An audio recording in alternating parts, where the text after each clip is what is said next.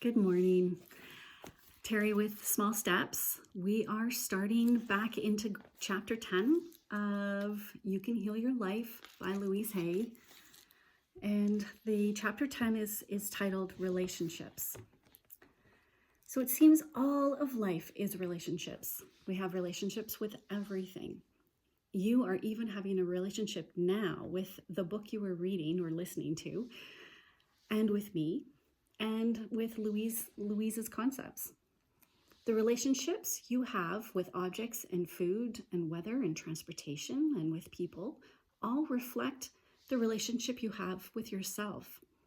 The relationship you have with yourself is highly influenced by the relationships you had with the adults around you as a child. The way the adults reacted to us then is often the way we react towards ourselves now, both positively and negatively. So just take a moment and think, what are the words that you use when you are scolding yourself?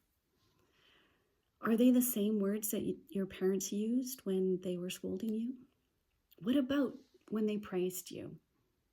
I'm sure you use the same words to praise yourself. Perhaps they never praised you.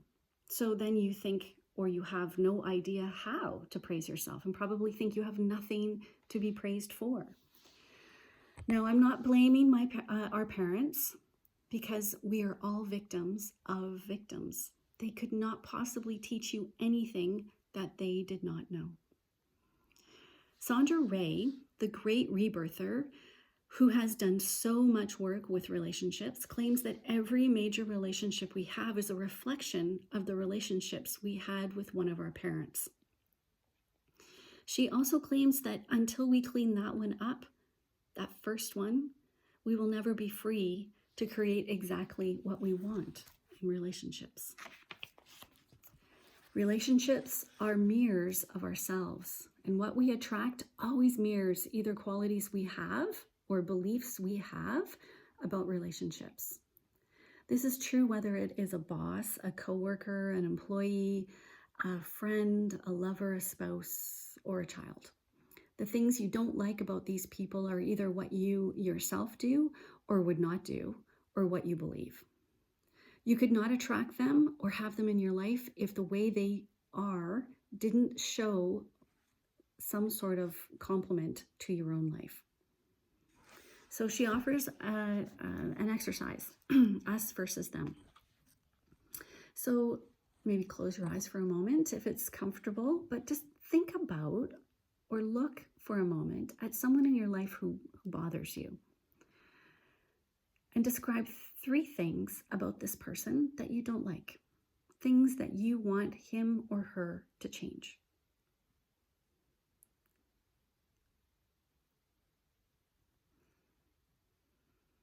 And now look deeply inside of you and ask yourself, where am I like that? And when do I do the same things? Where am I like that? And when do I do the same things? Close your eyes if it's comfortable. Give yourself the time to do this. Maybe take a nice deep breath in, remembering that you can open your eyes at any point if you feel that you need to. And now you can just ask yourself, am I willing to change? Am I willing to change? When you remove these patterns, these habits, and these beliefs from your thinking and behavior, either the other person will change or he or she will just leave your life. So that's the exercise, us versus them. If you have a boss who's critical and impossible to please, look within.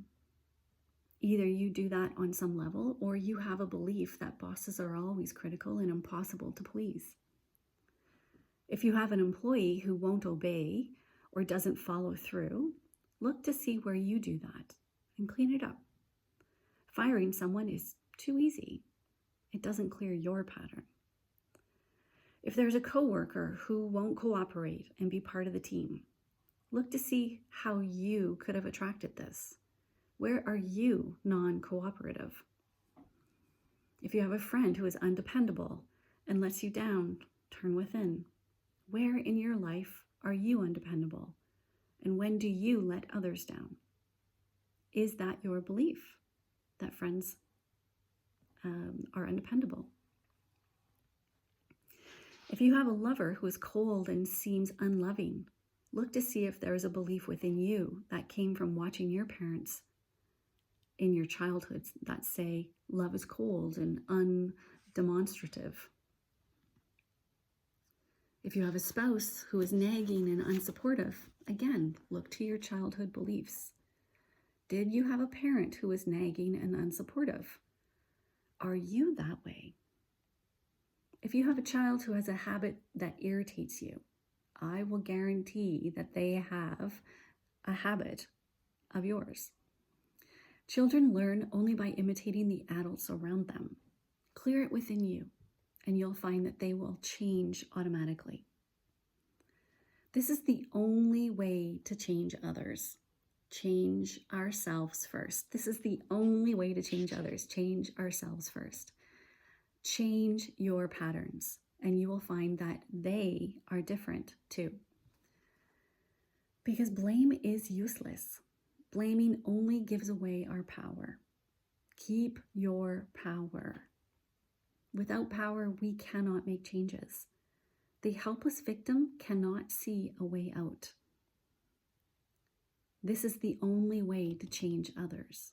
Change ourselves first.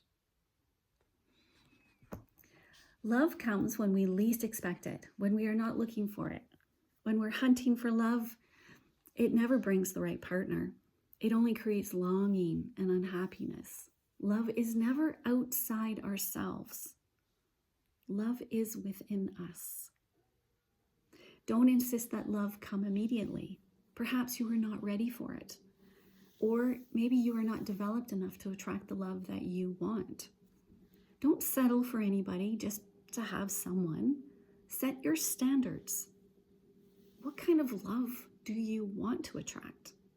List the qualities in yourself, and you will attract a person who has them. You might examine what may be keeping love away. Could it be criticism? Could it be feelings of unworthiness? Unreasonable standards, perhaps? Movie star images? Fear of intimacy? A belief that you are unlovable? Be ready for love when it does come, and prepare the field and be ready to nourish love. Be loving, and you will be lovable. Be open and receptive to love. So this is the end of this chapter, and I'm going to end with a prayer that Louise offers at the end of the chapter. So maybe just take a deep breath with me and sigh it out. In the infinity of life where I am, all is perfect, whole, and complete. I live in harmony and balance with everyone I know. Deep at the center of my being, there is an infinite well of love. I now allow this love to flow to the surface. It fills my heart, my body, my mind, my consciousness, my very being, and radiates out from me in all directions. And it returns to me multiplied. The more love I use and give, the more I have to give. The supply is endless. The use of love makes me feel good. It is an expression of my inner joy. I love myself. Therefore, I take care of my body. I lovingly feed it nourishing foods and beverages. I lovingly groom it and dress it, and my body lovingly responds to me with vibrant health and energy. I love myself and therefore I provide for myself a comfortable home, one that fills all my needs and is a pleasure to be in. I fill the rooms with the vibration of love, so that whoever enters, myself included, will feel this love and be nourished by it. I love myself. Therefore, I work at a job I truly enjoy doing, one that uses my creative talents and abilities, working with and for people I love and who love me, and I am earning a good income. I love myself. Therefore, I behave and think in a loving way to all people, for I know that which I give out returns to me multiplied. I only attract loving people in my world, for they are a mirror of what I am. I love myself. Therefore, I forgive and totally release the past and all past experiences, and I am free. I love myself. Therefore, I live totally in the now, experiencing each moment as good and knowing that my future is bright and joyous and secure.